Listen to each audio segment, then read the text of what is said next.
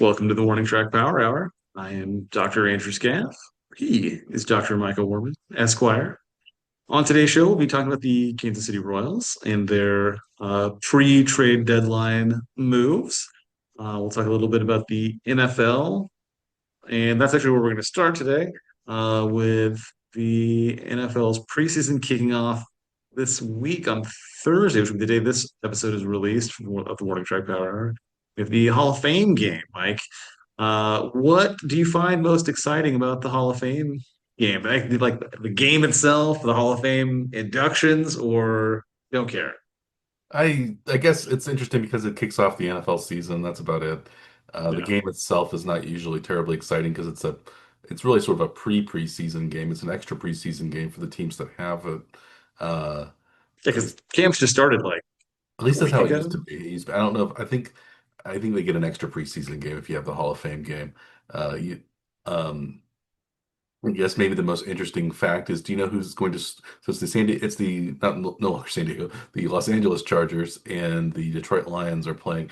Do you know who is starting at quarterback for the Chargers? It's not their normal starter, Justin Herbert, but it's a newly acquired player whom we've talked about quite a bit on the program over the years.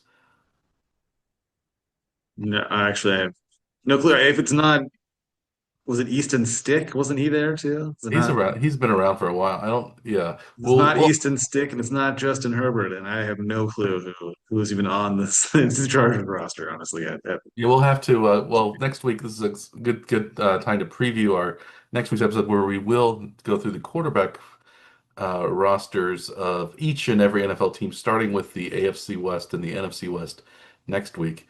So we will learn who the Los Angeles Chargers quarterbacks are. But a brief preview: their quarterback is, let's see, a former, let's call him a former rival of uh, Brock Purdy. Uh, Hmm. and that is Trey Lance is now on the Chargers, having been traded from Hmm. the 49ers to the Dallas Cowboys. He was back up to Jack Prescott and you and who's who's the other Cowboys backup? I can't think of um, No, I don't remember now either. He'd done pretty well, I think, in relief a few times, right? yes, Cooper Rush. Cooper Rush, that's it. See, Mike, this is why we do this preview. It's as much for us But Cooper Rush has signed with the to familiarize ourselves Ravens again. in the offseason, so he's going to be on the Ravens Oh, back.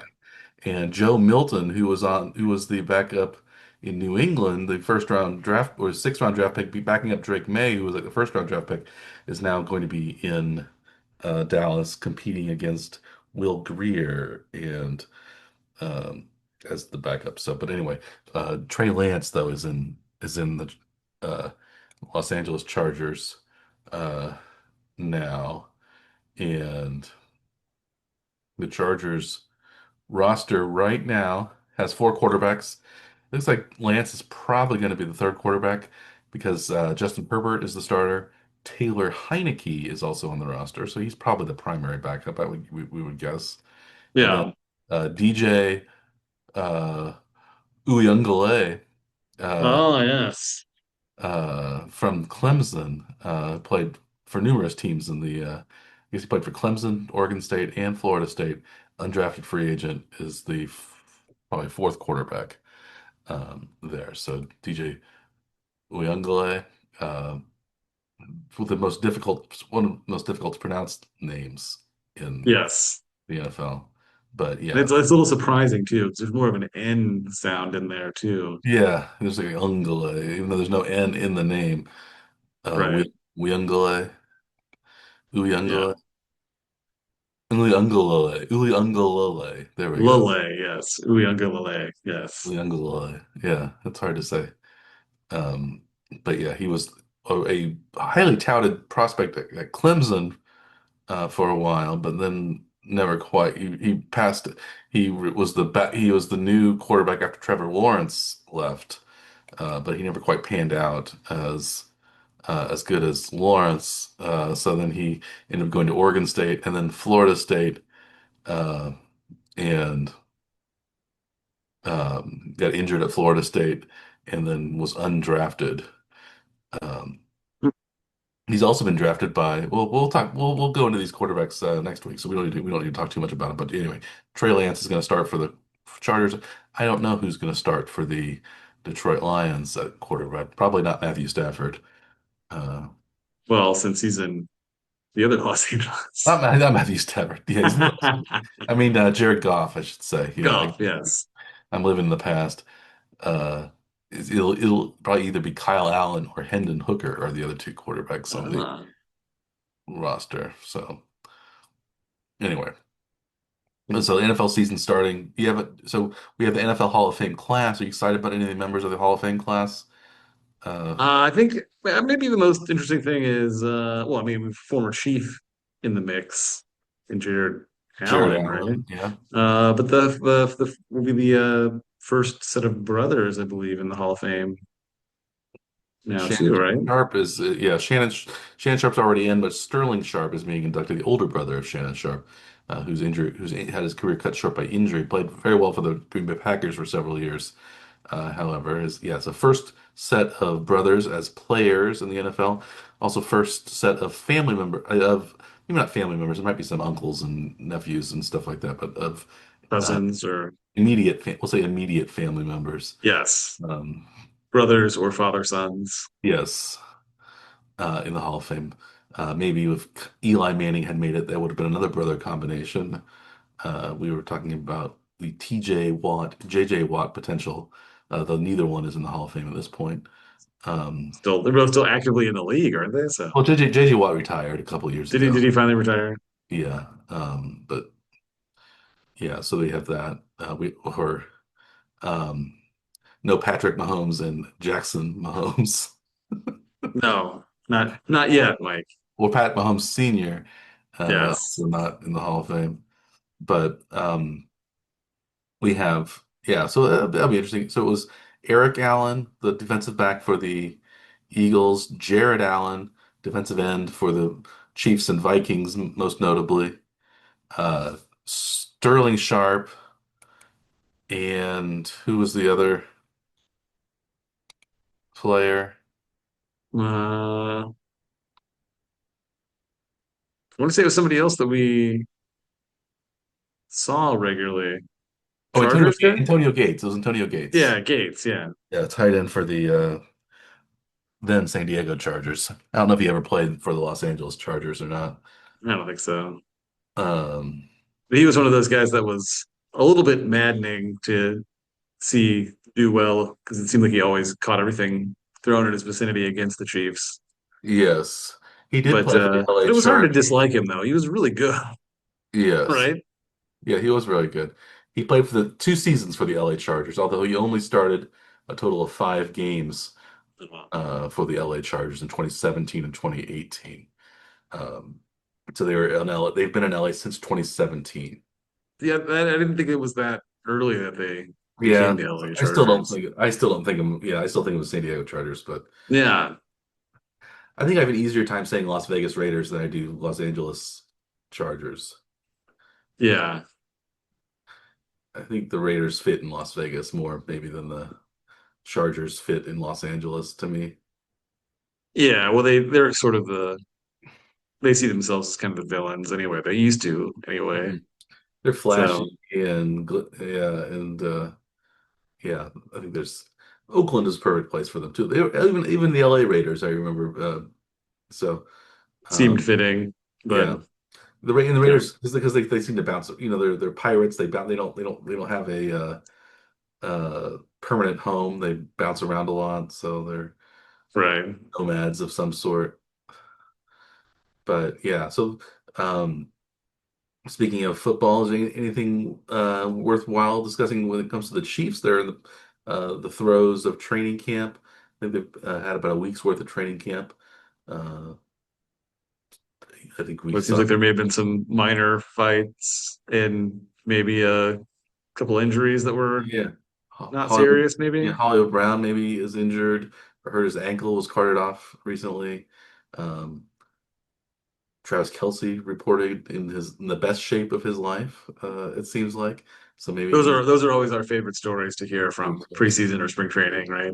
The best shape of their life. Yeah. Who has showed up in the best shape of their life? Like that's the important thing to hear. Yeah. A renewed lease on life, Yes. on their career. Yeah, there's not a whole lot. So we'll talk more about the Chiefs when we talk about the AFC West quarterback picture next week. Because the Chiefs have, of course, Patrick Mahomes remaining as their starter, but they have a number of new and interesting backup quarterbacks that are available to be talked about. There's, of course, Gardner Minshew.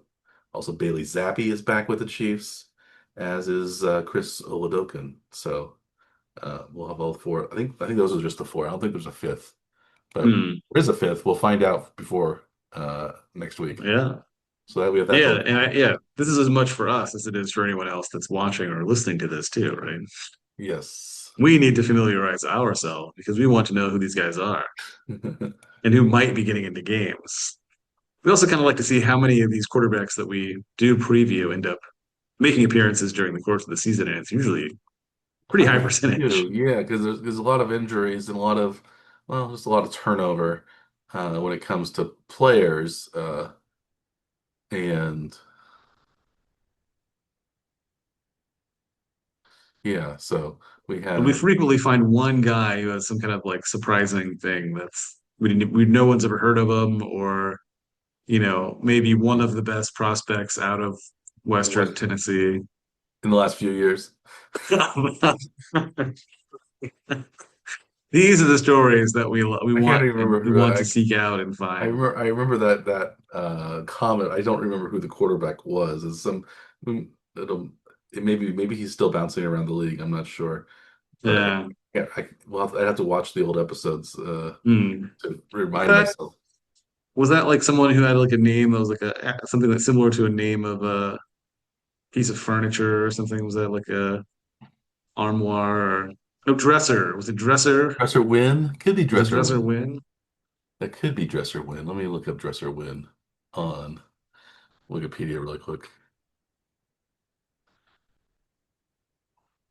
Yes, I think you're right. I think it is Dresser Win because he was from Tennessee.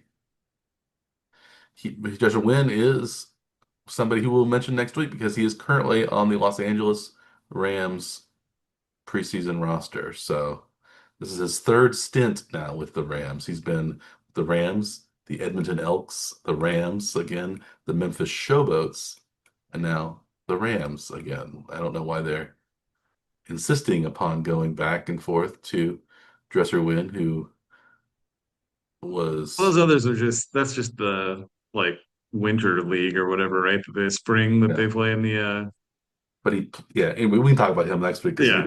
he played at Tennessee Martin and was never that good at Tennessee Martin, but somehow is thought to be a marginal backup quarterback in the league, which seems really odd to me. But and the Chiefs are, of course, compared to the Chiefs' backup quarterbacks, who I think all have a legitimate reason to be a backup quarterback. Although maybe you could say Oladokin is the least successful, but Gardner Minshew, of course, has had success as an NFL quarterback, and Bailey Zappies have been playing in the NFL. He had great success as a college quarterback for Western Kentucky. He set the record, beating Joe Burrow's record for the number of touchdown passes and I think yards thrown and things like that. So, um, but yeah, then we have like minor, you know, not even maybe not even moderately successful quarterbacks for Division two schools that are somehow NFL players. It seems like maybe it's not what you know, but who you know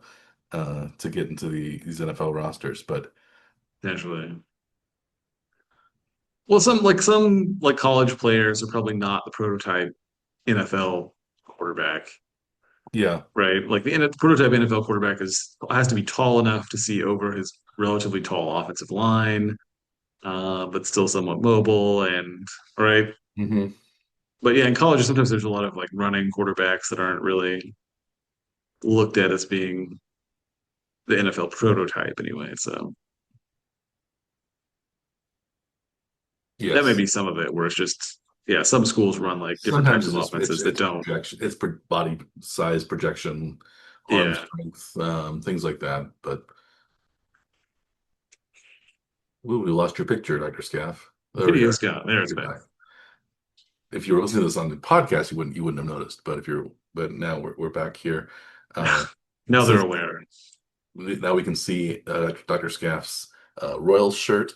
I'm wearing a Royals shirt as well. So should we switch over to the Royals since we both are in Royals garb today? The Royals kind of continuing to tread water, playing roughly 500 ball, maybe slightly above 500 baseball since we last spoken, Dr. Scaff. I think they're ahead right now, 9-5, in the top of the eighth.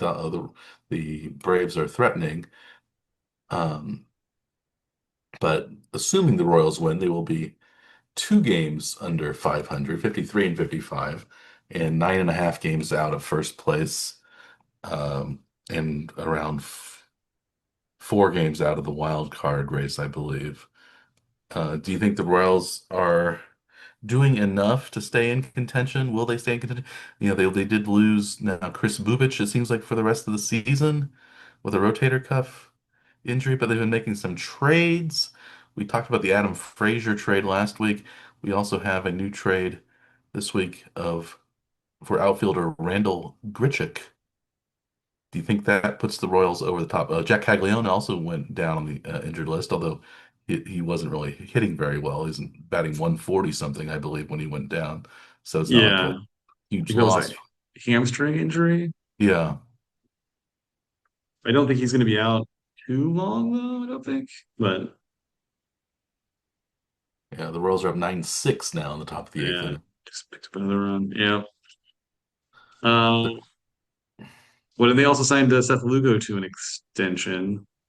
I think, yeah, a lot of people thought the Royals were maybe losing Seth Lugo and if they punting on the season, but they signed him for a 2-year extension for I think 22 or 23 million a year. So he's making a decent. He was slated to make $15 million next year if he took the player option for the Royals, but now he's going to make an increased amount for two. So he's sitting pretty. I think they'll have Waka back next year. Hopefully Cole Reagan's. Um, makes I think he's making some progress. Seems mhm. like. Yeah, that's good. And uh also you might remember they designated Rich Hill for assignment after bringing him up for this. He had two kind of rough starts for the Royals. So the He Royals was are pretty making good in the first start. Because I think he only gave up one earned run, but yeah. But the last game he gave, I had like 6 walks or something like that. So Mhm. that didn't look good. That's kind of what his minor league numbers look like too. It looked like he had one good game and then one bad game, and that like, they Yeah, should probably have expected that. probably. Something But like that. I didn't know. I did not see that they had designated for assignment though. that was today. They designated Rich Hill and um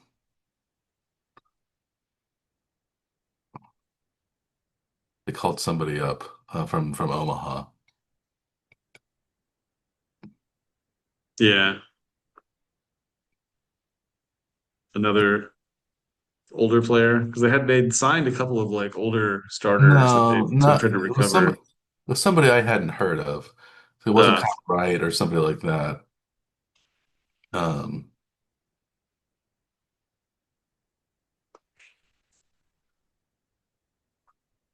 they Thomas Thomas Hatch, Hatch. Thomas Hatch. Hatch. Yeah, I guess he came up once earlier this year. yeah, he did not enter a game, it says. But he, I guess, has played some with the Blue Jays Pirates and Pirates. Uh, Okay. um,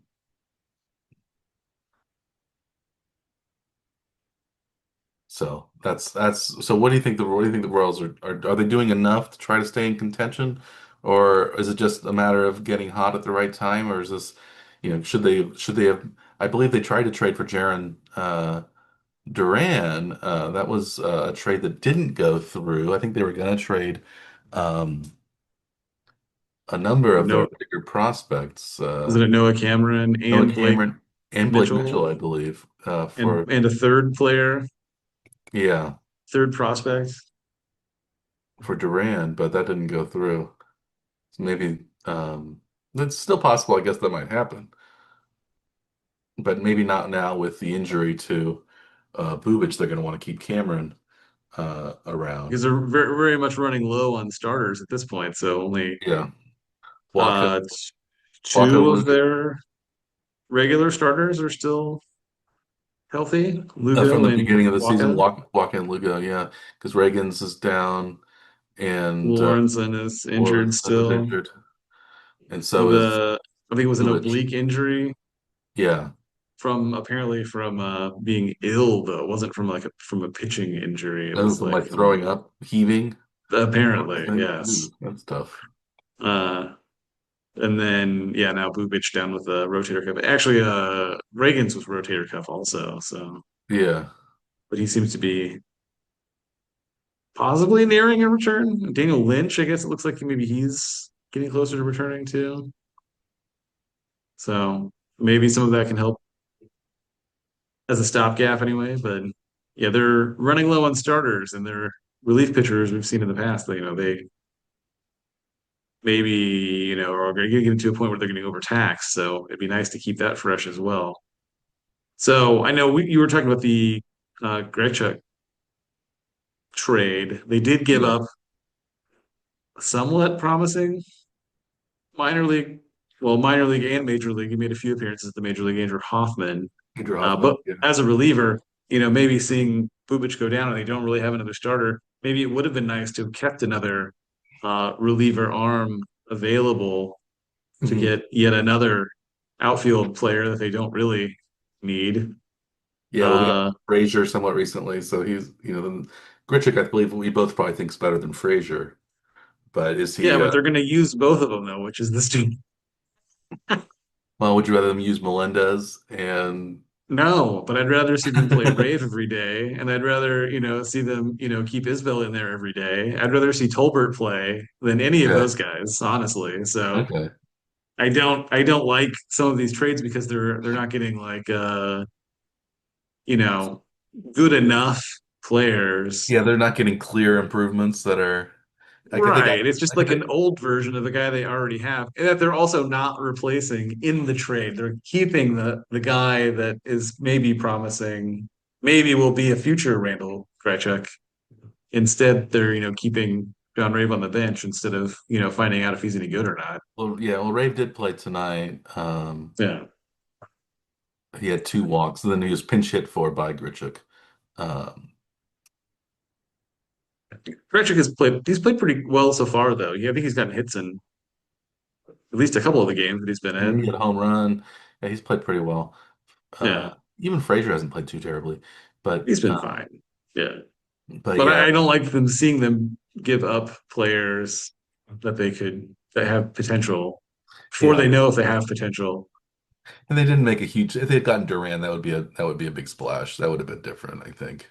Yeah, but I don't think they can make those trades. I don't think they're If they don't have a farm system that's deep enough, is that you're yeah, thinking? Or well, I think that's a lot of it. And then they tend to give up a lot when they make trades like that. Like we've seen them in the past give up, some of their top prospects that they've had in their farm systems before they've really had a chance to get there, like Will Meyer or Sean Manaea.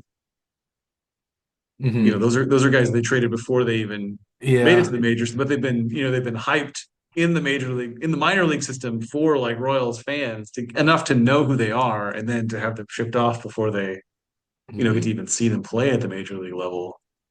It's kind of unfortunate though, right? So yeah. like which they maybe nearly did with Blake Mitchell, who they drafted just First two draft years sport. ago. Yeah, yeah. The last So year. Yeah, we'll see how they do. They're it was 2 years ago, right? 2 years Because ago. Yeah, Caglianone was last year, and then yeah, 2 years yeah, ago. Now we have um, the Royals are up 9-6 in the bottom of the eighth. Your favorite player, MJ Melendez, just hit a double, it looks just like, doubled. getting his average up to 083 on the season. Oh, it was not a well hit ball, and it should have been caught. And actually, it should be called an error because it did hit the center fielder's glove, and he just missed it. Maybe it was, So if they give no, him the hit, that was they did give him a hit, it looks like. That was he was fortunate to be credited with a hit. That's one of those that may be changed sometime in the next 24 hours, depending on what the official scorekeeper decides to do, right? Yes. You think those are amusing though when they sometimes the scorekeeper will change his opinion on a hit error decision. I guess it's amusing enough if you're, I guess if you're a player, you wouldn't like it because Right. unless it benefited you, let's just say, oh, turned an out into a hit. Or I guess maybe if you're a fantasy player and it ends up affecting the outcome of your match, would be a Yeah. bit frustrating as well. Daily fantasy player, it might actually cost him money or make him money. Yeah. Although, who would have MJ Melendez on their daily fantasy team? Sometimes you just need to fill the cheapest slot you have available, and you're trying to You save know, money to put some somewhere else. And then if that guy gets a hit, then hey, you're in good shape. yeah. Maybe it's one of those high-low types of things. It's low Yeah. ball. Like the World Series of Poker has the low ball hands. Try to get the worst hand possible. You want Yes. uh the 2 7 high, this the 2 3 4 5 7 combination of Ooh, different suits. nice. I think that's the lowest poker hand you can have, right? 7 high.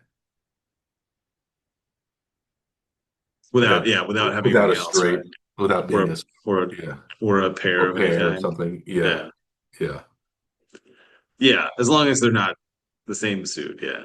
yeah. In which But case it would be a terrible hand, except for it ends up being a very good hand because yeah, it's a flush. a straight flush or something. Yeah, Ah, ah. yeah. Yeah, something like that. 4 2s. Yeah. Well, So what do you think of these trades or not trades? Do you think that they signal that they are buying, even though we're not quite to the trade deadline? We still have a couple days before the trade deadline. We are talking about this right now on Tuesday, the 29th of July. So we got 2 days before the deadline is official. yeah, 2 more You think it days. signals they're buying then? I guess, or they're attempting to buy, especially the Jaron Duran attempted trade. So, but maybe now, since they got Grichuk as the fallback, maybe they aren't going to be buying anymore. Although maybe they're in the market now for a starting pitcher with so many going down. So, but maybe maybe a reunion with Mitch Keller from the Pirates, who is on the trading block. Uh, It wasn't Mitch Killer that we had though. It was Brad Keller. That's Brad Keller. Oh, Brad Killer. we have Yeah. Brad Keller. Where's Brad Keller? I thought this is Mitch Keller with the Pirates. We didn't have I Mitch. think we didn't we see him not too long ago? I want to say we saw Brad Keller somewhere. Oh, he's with the Cubs. He's with the Cubs. Yeah. That's why I was thinking of Brad Keller or Rich Keller Yeah. as Brad Keller because we had seen him I think somewhere Mitch recently. Keller he was with the Tigers, I think, wasn't he? Mitch Keller before the Pirates. Yeah. I think we used to see him fairly regularly too as a Royals opponent. He's only been a Pirate. No. Maybe He not is then. from he is from Cedar Rapids, Iowa, however. No. So maybe that's what you're thinking of. It's obviously that. Oh, I think I also saw him play minor league ball for the Altoona Curve. There you go. Keller. But yeah, Mitch Keller has been. Yeah, I got Mitch Keller and Brad Keller confused. Yeah. I doubt we'll be having a reunion with Brad Keller 'cause I think the Cubs are probably looking to add rather than trade away players, don't you think? Yes, Because the Cubs seem like they're in pretty good shape. Although the Royals did end up winning two of three against the Cubs. they did in Chicago, no less. Yeah, So now they lost the first game to Atlanta 10-7 when they walked it as a 14 batters or something like that. So a terrible yeah, start. But 14 now walk they're performance. but now they're but they're scoring runs now at a higher clip than they have for a while. Now they had 9-6 in this game. So they've Mhm. scored 16 runs in the first two games of the series, although they've allowed 17 runs in the two games. So it's not. Wait, they've also allowed 16 and 16. So they won by three. Now they're up by three now, and they've lost by three. So, um, Yeah, but that's not so good. But yeah, we'll see how that goes. You want to make sure the bullpen's not overtaxed on this game. Lugo played pretty well, and then he's hit a wall, and it's been a bullpen game since the sixth inning. And I think the Royals have used about six pitchers this game, so um, not too Yeah, they're not not giving the bullpen a not break at too all, are rested. Yes. Oh, maybe one thing we can talk about. Did you see what happened in Cleveland? They have another pitcher that was suspended because of gambling reasons. they? I'd not heard that. Have you heard about any of the this Cleveland pitchers for gambling? No, I haven't. No, what happened to this? Oh! It was like some kind of it was like flagged for like an individual pitch or something, wasn't it? Yeah, Luis Ortiz was originally, now Emmanuel Clase, the closer, uh, is on leave Was over in a gambling probe. So they were, a lot of it was like first pitch balls, like they threw really bad pitches, like because they had bet on throwing a, or somebody had bet on the first pitch would be a ball rather than a strike, and they like had like several times where there was like increased betting amounts, and they like threw like terrible first pitches that were just like, nowhere even near the strike zone, oh wow. and that was Luis Ortiz. Hmm. And I don't know if they've said what it's Clase, right? Isn't that how they say his name? Clase, yeah, Clase. Yeah. Um, yeah, he's being investigated now in another similar probe. So maybe Great. Cleveland is going to have to, I don't know if they forfeit wins or anything like that, but they're maybe going down where they should be going. Well, Well, they want, if it's just being flagged for unusual betting practices, I think it's pretty hard to prove, but maybe there'll be a suspension involved, but I don't think there'll be team probably won't get investigated. It's odd that it's two players from the same team that were flagged though, right? yeah.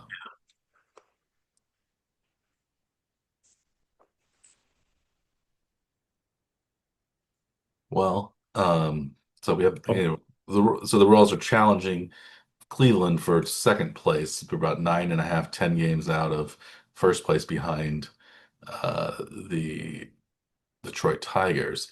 But the wild card standings right now, the Royals are 4.5 games out of the second, out of the third wild card spot. But if they win tonight, they'll only be 4 games out. Um, and they're only 5.5 behind. They'll only be 5.5 behind the Yankees for the first wild card spot. So I guess there's a big bunch of teams.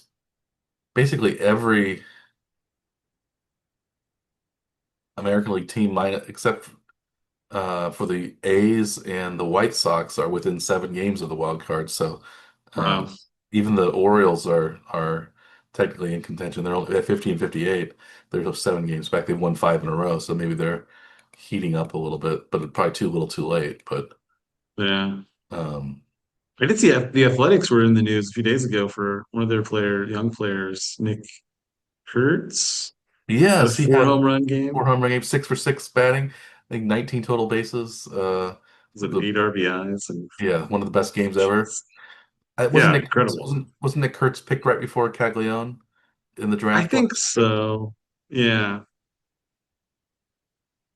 I think he's up to like around 25 home runs on this season too. So yeah, I mean Oakland looks like they've got some pretty young stars in the, brewing anyway, Yeah, right? So Nick Kurtz out of Wake Forest taken fourth. Jack Caglianone taken sixth. that helped Caglianone be available then, right? By Yes, then taking Kurtz.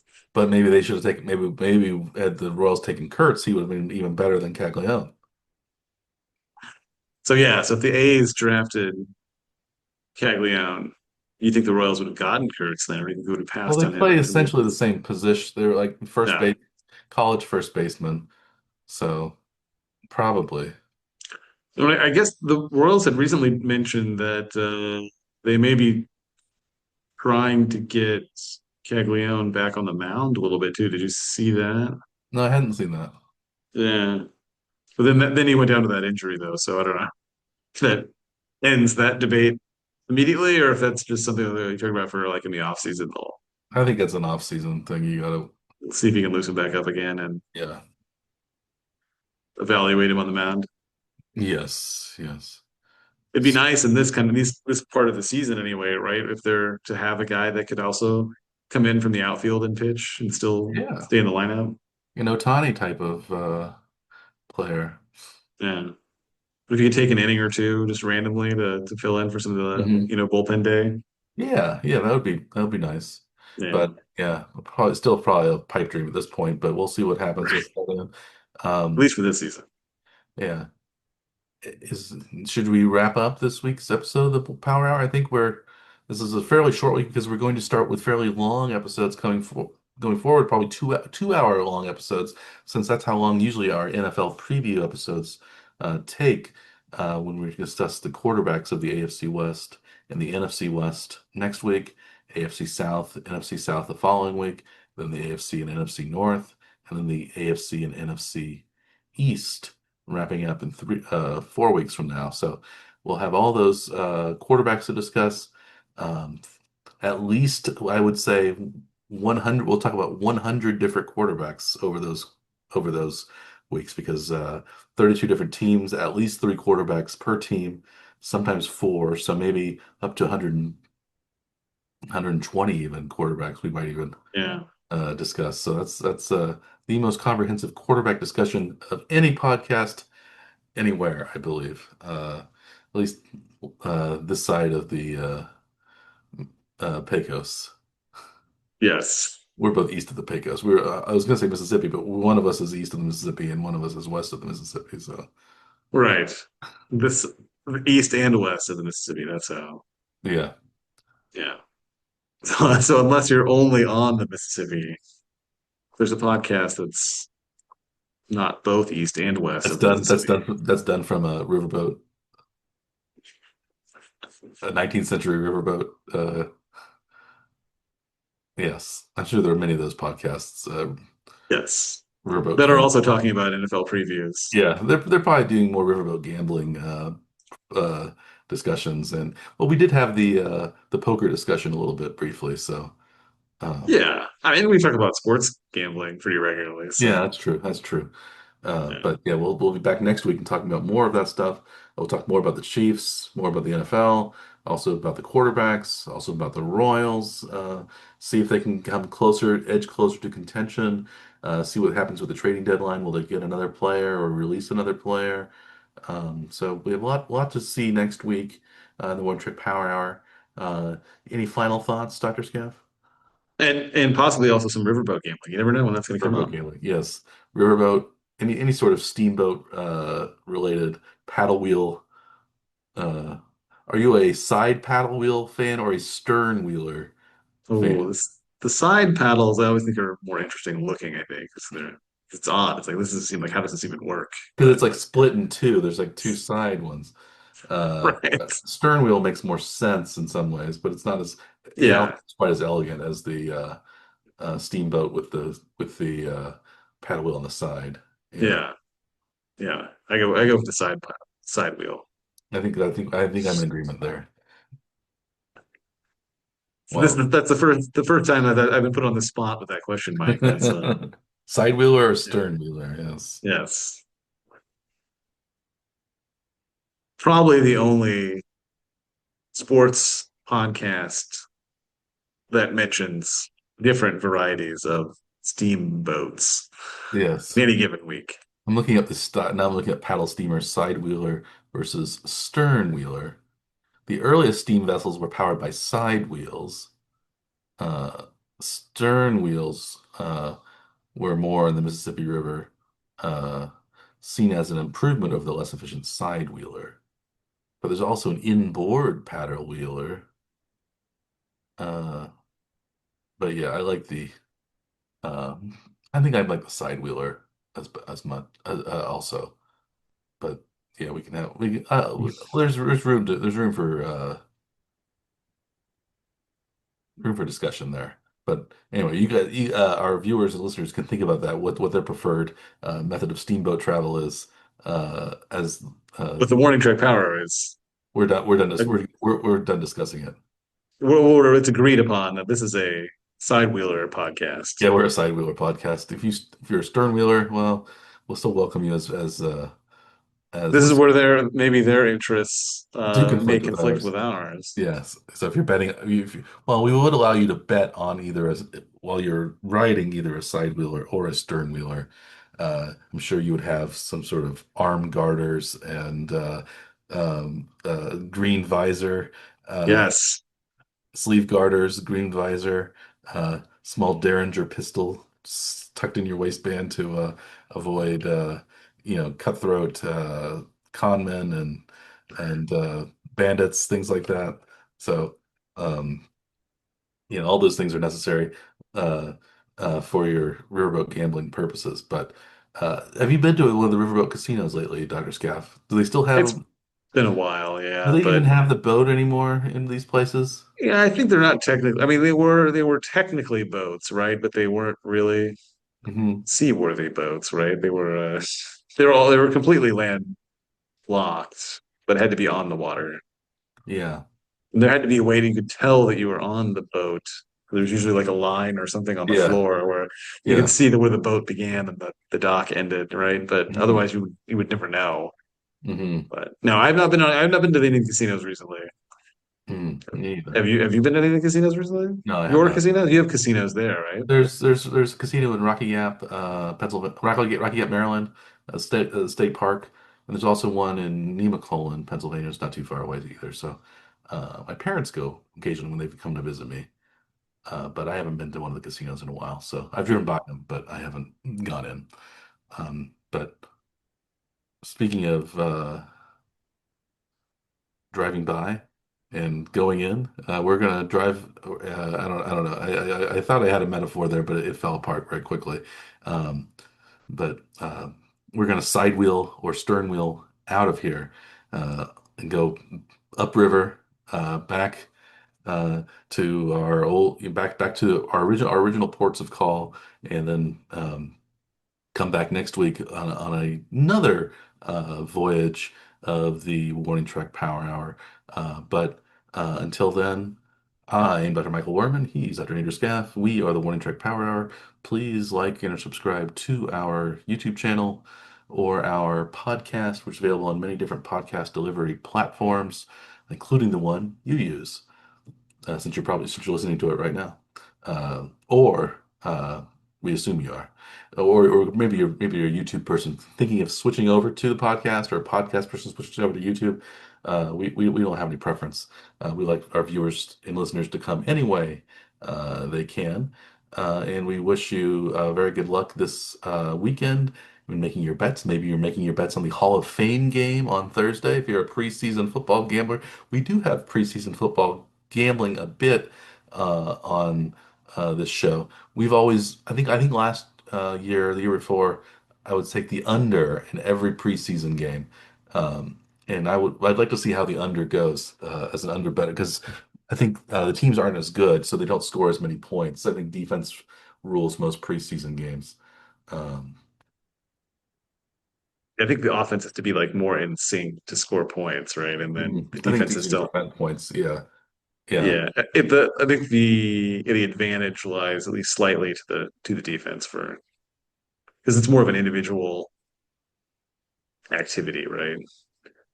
Than than a team activity. I Offense think has to it's be yeah. You yeah. can have a one brilliant play on the defense, even if you're not quite synced. Or you run more of a. I think also they want to run more of a vanilla offense that they don't want to show anything in the preseason. And maybe defense, you just run kind of a general scheme, and you don't have a lot of exotic blitzes and things like that. But you also just are trying to practice the scheme that you're going to keep running the whole year. So maybe it's a little bit more like what you will do in the regular season. That's my guess. But the defenses are usually a little bit ahead of this curve. And so that's why I like to bet the under. But if you want to bet the over, feel free. because I don't really have any betting interests other than a general under bet in the Blanket unders, Mike. The blanket blanket unders. the blanket under. Across, not as a parlay. Individual bets across the board. Yes, That's the Mike Orman yeah, preseason strategy, right? yes. So we'll see how that turns out. I don't know what the over under for the Hall of Fame game is. Um, They usually seem to be relatively high for some reason. yeah, Hall of Fame game right now is the Chargers are plus 1.5 on FanDuel. I don't see the over under. Um,